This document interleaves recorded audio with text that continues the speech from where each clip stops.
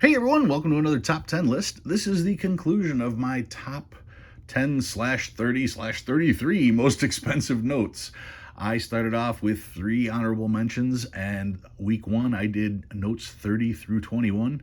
Last week I did notes 20 through 11. This week we're at the top 10, the top 10 most expensive notes I own. And we left off at $1,400 for a price. So all of the notes that are in my top 10 are above that $1,400 price range. Wow. What have I done with my money? All right. I've put together a cool collection that I'm proud of. That's what I've done with it. Let's get started. Number 10 this week. This is from 1899. It is a $5 silver certificate. This is the Chief note, the Chief Running Antelope note from the Unkpapa tribe. Very, very cool note to get, especially if you can get one in decent shape. They get real expensive real fast. If you can find one that doesn't have any creases through the portrait, then you're doing well. Mine's got these little stains on it. So what? The blue, very vibrant, the blue in the seal. This one grades a 30, and if we look at the back, it is labeled stained as well. Still an extraordinary note. They left a bunch of white in there so you can see the security fibers in there. Awesome, awesome note. The Chief note from 1899, number 10 on my list. This one books out at $1,500. In a 20, you're talking $1,200. In a 40, you're talking $1,750. So I put this right in the middle at $1,500. That is number 10. Number 9. Here is my $10,000 gold certificate. Now, I've told the story of this one many, many times. All of these notes were redeemed. They were put in the post office in Washington, D.C. They were in a fire. You can see this one has burn damage. This was in the fire. It also has a little bit of water damage when it landed. Someone threw these out the window to save them. These are just amazing, amazing notes. $10,000 gold certificate. How is this note not worth $10,000? There's probably less than 500 of these available. So, I mean, there's just none out there. It's a ridiculous denomination. And even with all that, this note probably books out at roughly $1,500.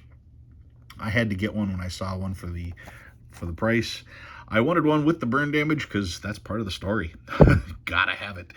So yeah, that one, number 9, $1,500 on the $10,000 gold certificate. Probably one of the more undervalued notes in my collection. Number 8. These are fun. This is my 1934 Federal Reserve note. It is the $500 note. This particular one has the light green seal. It's graded a 30, very fine. Great grade on the note. You can see it does have a light crease this way. It does have a crease this way. Still got the very fine 30. If you look real close, you can even see a print line here, so it is slightly off cut. There's going to be people screaming that notes that are off cut are errors and they're worth more. No, that actually negatively affected the grade. This may have gotten a 35 if it was cut straight. Anyway, the light green seal $500 bill from 1934. These were taken out of circulation starting in 1969. These are available, but there's huge demand for the $500 bill because it is an expensive note, but it's still in people's range. It's a lot of money to fork out for one of these, but it's a recognizable note. Here's a look at the back. This one, the higher denominations, they didn't expect these to circulate. They were mainly for bank-to-bank transactions. And you can see the price on it when I bought it. I got it for a little less than that. And now these go for this note in this condition. We're talking about $1,700. So yeah, I'm glad I got it when I did. That is number 8, a $500 bill. Number 7. This is my 1896 $5 silver certificate. This one is graded 15, choice fine. And this is the troublemaker note, the note that caused all the trouble. Why? Because she is naked. Because she is exposed, and because these notes would smear, the ink would smear when they were handled. They only lasted for 3 years. They put these out in 1896, and by 1899, they had a whole new set. these. Anyway, this particular note here, just an amazingly beautiful note. Look at the back. That is Grant and Sherman, if I recall. You get the Raiders of the Lost Ark Angel with the wings there. Such a cool note. The $5 silver certificate from 1896. This particular note in this grade, we are talking in a fine 12, you're talking 1500. In a VF 20, you're talking 2350. That puts this note at about $1,800. So that one is number 7, 10, 9, 8, 7. Number 6. This was the biggest gamble I ever did. 1886 $5 silver certificate. When I saw this note, you can see here it grades 15 net. When I bought this note, I bought it raw, and I paid about $700 for this note because the seal is pretty much bleached away, and the picture of the note that I had the seal over here. This one, you can clearly see the seal was here. Now it's pretty much bleached away. Made me wonder if this was real or not. And when you're talking about a major note, this one is the Morgan back. It says piece added, seal faded. If you look real close, right here, they covered up a hole. If we flip that over, you can see there's a hole in the bill. And someone added a piece and they colored it with, with green to try to make it blend in. So, yeah, that's the piece added. And of course, you can see the seal has faded. So I paid roughly $700 for this note, and eventually I worked up the courage to send it in for grading, basically to authenticate the note, just to make sure it was real. And as you can see, it came back 15 net, and well, first and foremost, that means it's real.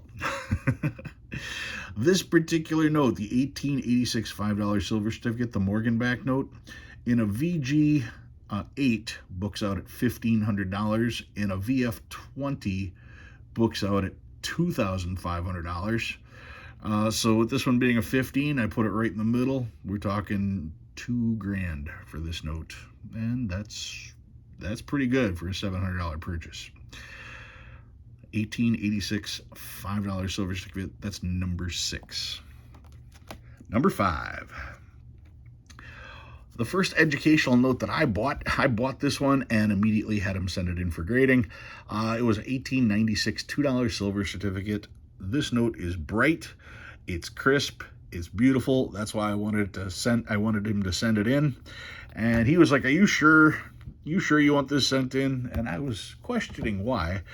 You know, he didn't come out and say it, but after it got graded, I then understood, because as beautiful as this note is, it came back as a 25. And it's not until you look really close that you can see that even though the note was crisp, it had all kinds of little creases through it. You can see here with the face. You can see here. This note was cleaned and pressed, so it has great, great eye appeal. But because it was cleaned, that's why it only graded 25. Cleaning a note does not improve the grade. It does improve the eye appeal, but not the grade. And it did get dinged as minor repairs. The minor repairs, that's the cleaning that was done to the note. You've got you've got William Fulton and Samuel Morse on the back, two great inventors. That's the $2 1896 silver certificate. Fascinating note, cool story for me. And what do we got for a price on this one? This one is number 5, and in a VF 20, it's $18.75. It's $33.50 in a 40. This one's in between there at a 25. So I put it at about $2,000. That is number 5.